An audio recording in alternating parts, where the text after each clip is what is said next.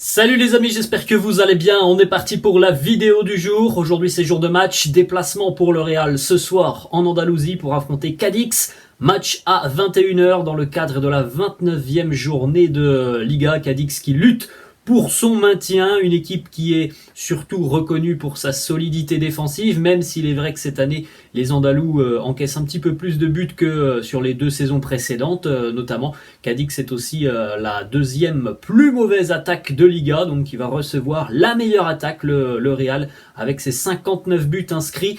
On rappelle aussi que c'est le dernier match avant le retour dans 4 jours à Stamford Bridge face aux Blues de Chelsea. On va regarder le groupe merengue dans quelques instants, il y a quelques absents.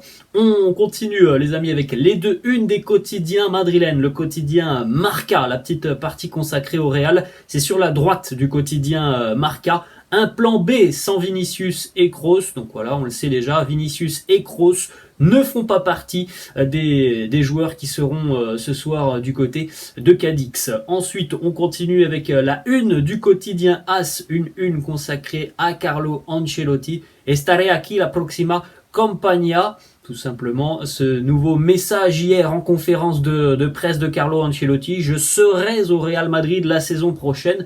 J'en suis certain. Voilà les mots de Carlo. Évidemment, tout ça, c'est lié aux nombreuses rumeurs qui circulent autour de son avenir, de l'intérêt notamment de la sélection brésilienne. Moi, personnellement, j'attends la fin de saison avant de me faire une idée sur le futur entraîneur du Real Madrid. J'ai quand même du mal à croire toutes ces déclarations de Carlo depuis quelques semaines. Je pense que voilà, c'est la fin de saison, c'est ce qu'il se passera en Ligue des Champions et sur la finale de la Coupe du Roi qui vont, je pense, décider de l'avenir de l'entraîneur italien.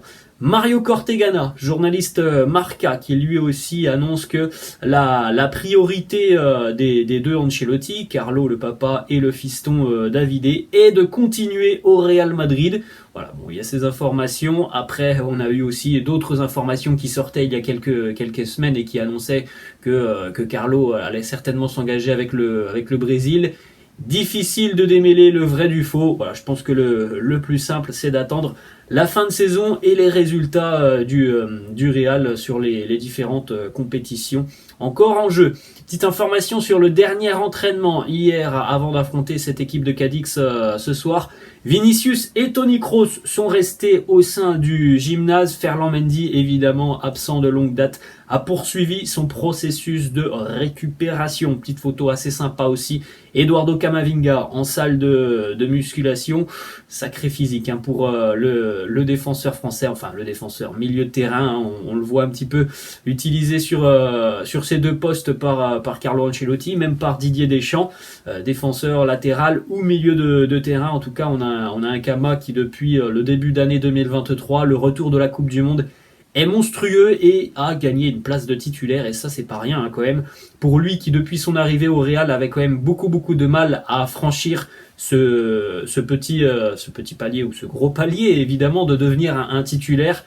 Là, il est en train, depuis quelques semaines, depuis quelques mois maintenant, d'enchaîner des performances à haut niveau, des performances de qualité, et ça lui permet d'avoir un rôle très important et une place de titulaire. On enchaîne les amis avec la composition du groupe du Real pour ce déplacement ce soir en Andalousie. Vous pouvez faire un petit arrêt sur image pour découvrir le groupe retenu par Carlo Ancelotti. Donc à noter 3 absences.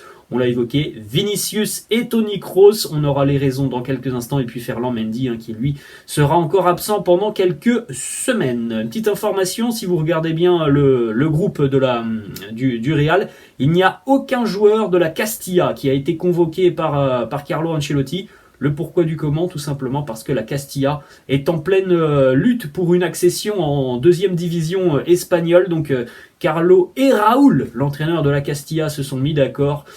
Carlo ne va pas faire appel donc aux jeunes joueurs de la Castilla pour que Raúl puisse en disposer et puisse pourquoi pas aller chercher cette montée en deuxième division avec son jeune groupe. La déclat de Carlo Ancelotti sur l'état physique de Vinicius et de Toni Kroos. C'est une fatigue musculaire pour les deux joueurs du Real. Pas de blessure. Ils se reposeront ce week-end et devraient être présents pour le déplacement à Stamford Bridge. mardi. Ensuite, autre déclat de Carlo Ancelotti sur l'amélioration de David Alaba. Là aussi, David Alaba, c'est un élément moteur depuis son retour de blessure. Alors, c'est un retour précoce pour David Alaba. On sait qu'il a eu pas mal de pépins depuis le début d'année 2023. Force est de constater que depuis que ça va mieux, donc depuis à peu près 3 semaines, la trêve internationale, on a un joueur très très important sur le terrain, David Alaba, énormément d'impact, qui apporte évidemment toujours sa justesse de par sa patte gauche, et puis un gros volume physique comme d'habitude pour l'international autrichien. Les performances des défenseurs centraux se sont améliorées après la Coupe du Monde. Militao et Rudiger ont bien travaillé et Alaba est revenu à son meilleur niveau. La paire de défenseurs centraux, quelle qu'elle soit, nous a donné beaucoup de confiance. Nous avons joué beaucoup de matchs avec un bloc plus élevé que d'habitude. C'est là que les défenseurs centraux doivent travailler plus dur. C'est vrai, il y a eu des modifications depuis quelques semaines maintenant, où on voit une équipe du Real qui prend beaucoup plus le jeu à son compte. C'est une équipe merengue qui est protagoniste. On l'a pu le voir aussi face à Chelsea en milieu de semaine, notamment dès le début de la rencontre. Alors, tout n'a pas été parfait sur le début de la rencontre, mais on a tout de suite vu les intentions merengue d'aller presser le plus haut possible les Blues de Chelsea, et ça a plutôt bien fonctionné. Ensuite, une petite déclat aussi de Carlo sur l'état physique de Karim Benzema et sur la course au Pichichi. Karim est engagé évidemment dans une course au Pichichi comme presque toutes les saisons du côté du championnat espagnol. Il y a une lutte intense cette année, ça va être très très serré. Carlo, donc, qui nous parle du Pichichi, nous dit Benzema qui gagne le Pichichi. On ne pense pas à ça. Karim fait partie des joueurs qui vont certainement jouer cette rencontre face à Cadix. Il n'a pas besoin de repos. Ça, c'est une déclaration tout de même importante. Benzema fait partie des rares joueurs qui ont le mieux récupéré du match face à Chelsea. Voilà, ça, c'est des déclarations évidemment très importantes et qui font plaisir parce que Karim a quand même eu beaucoup de soucis depuis le début de saison. Là, on revient d'une période de trêve internationale qui lui a été visiblement très bénéfique. Il est sur des statistiques assez folles en ce moment. Il marque quasiment tous les matchs. Il est hyper décisif. Et voilà, on a eu un match en plein milieu de semaine et visiblement, il fait partie des joueurs qui ont le mieux récupéré de cet effort intense face aux Blues de Chelsea en milieu de semaine. C'est franchement d'une très très bonne nouvelle. Donc, à quelques semaines maintenant de la fin de saison et des matchs qui sont les plus importants en Ligue des Champions, et il y aura cette finale de Coupe du Roi, parce qu'on sait aussi que sur la première partie de saison, Karim il avait quand même beaucoup de mal à enchaîner 2 matchs sur une même semaine, et là visiblement ça va beaucoup mieux. Ensuite, 2 autres questions qui ont été posées à Carlo hier en conférence de presse. Est-ce que vous seriez prêt à échanger Haaland contre Vinicius ? Quelle question! Ce sont des joueurs fantastiques, chacun profite de son joueur, je profite de la qualité de Vinicius, et Guardiola profite de celle d'Haaland, chacun a la sienne.